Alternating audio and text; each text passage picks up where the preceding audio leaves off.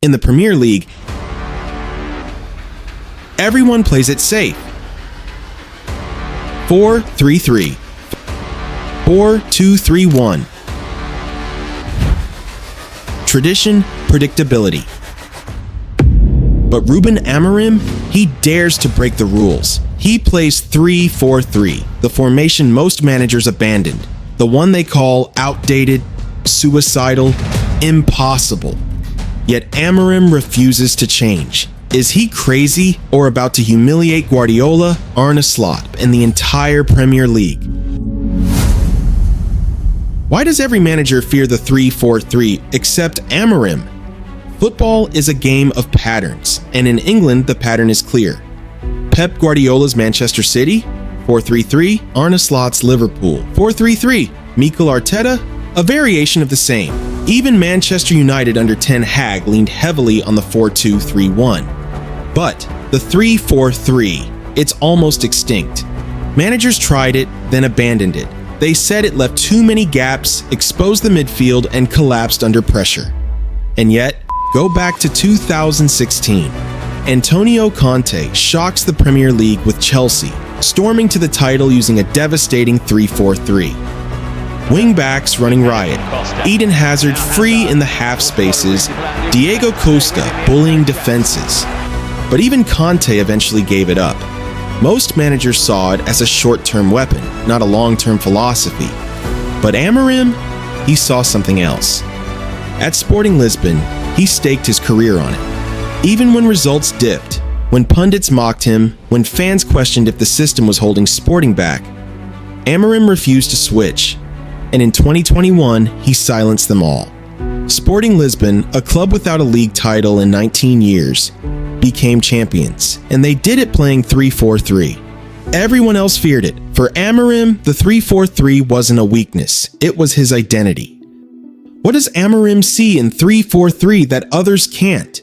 To understand Amorim's obsession, you need to break the system down. 3 center backs. On paper, it looks defensive. But for Amorim, it's the foundation. It gives security and build-up, and most importantly, it covers the counterattack, the weapon every underdog needs against a giant. 2 wing-backs. They are not defenders. They are engines. They stretch the pitch, pin back opposition fullbacks, and arrive late in the box. They are the lungs of his team. 2 midfielders. And here's where the critics sharpen their knives. 2 against 3, against Guardiola's 4, it looks suicidal. But Amorim doesn't want to dominate possession. He wants warriors in midfield. Men who win the ball and instantly trigger a vertical transition. And then, the front 3. This is where the chaos begins. The striker pins defenders back. The wide forwards drift into half spaces, dragging markers and creating overloads. It's not possession football, it's ambush football. At Sporting, it worked like a weapon. Against Dortmund in the Champions League, Amorim's team ripped them apart with pressing traps and lightning transitions. Even Manchester City felt the sting of his approach. And in Portugal, teams simply couldn't live with the speed, the aggression, the unpredictability. Where others saw weakness, Amorim saw opportunity. This was not a broken system. It was a blueprint to bring down giants. And now, the Premier League, the fastest, most physical league in the world. The Premier League destroys rebels. Can Amorim survive? This is where tactical dreams go to die. Why did managers abandon 3-4-3 in England? Because it struggles against midfield overloads. With only 2 central players, you're outnumbered against the big boys. And in this league, you're punished instantly. But Amorim sees opportunity. Look at Manchester United's squad. Cunha, Mbeumo Sesko, players built for space in behind. Bruno Fernandes, a natural half-space creator. With Amorim's 3-4-3, those pieces could become weapons. Imagine Sesko running behind City's high line, Mbeumo stretching the width, Bruno feeding chaos from the pockets, Old Trafford exploding on the counterattack. But here's the danger. Against Guardiola's 3-2-4-1, Amorim's midfield 2 could be swallowed whole. Against Klopp's gegenpress, wingbacks could be pinned back so deep they're full backs again. This is the gamble. In England, there's no middle ground. Either the 3-4-3 humiliates Guardiola, or Guardiola humiliates you. And this is why Amorim's appointment is a revolution. Manchester United aren't hiring a coach, they're hiring a daredevil. If you're loving this deep dive, make sure you hit subscribe. We're building a space for fans who love football beyond the headlines, and you don't want to miss what's coming next. History will decide. Is Amorim brave or foolish?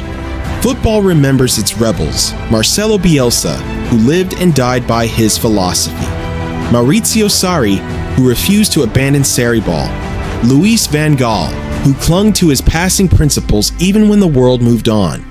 And it also remembers those who compromised, Conte, who abandoned the 3-4-3 when it no longer worked, Mourinho, who reinvented himself into a pragmatist to survive.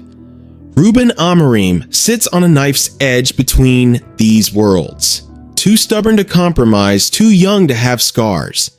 But here's the difference. Manchester United are not just another club. They are a club lost in the shadow of Ferguson. A team that has tried pragmatists, superstars, and copycats and failed. Maybe what they need is not another safe choice. Maybe what they need is a coach stubborn enough to believe in something even when everyone else calls him crazy. For the first time in a decade, Manchester United might not be copying the trends. They might be setting them. This is not just tactics. This is United's last gamble. 3-4-3 is not just a formation, it's a philosophy. It's risk versus reward, chaos versus control. It's everything Manchester United have been missing, and everything they've been afraid to embrace. If Amorim succeeds, he will be remembered as the man who brought rebellion back to Old Trafford. The man who humiliated Guardiola and Arne Slot by refusing to play their game. But if he fails, the critics will write his obituary before it's even begun. The coach who brought a dead system to England. That is the gamble. But maybe, just maybe, that's exactly what Manchester United need. Because in a league where everyone plays it safe, only a rebel can truly change history. So, is Rúben Amorim a genius or the last rebel of football? If you enjoyed this story, drop a like and let us know in the comments. Can Amorim's 3-4-3 survive the Premier League? And don't forget to subscribe for more football documentaries like this one.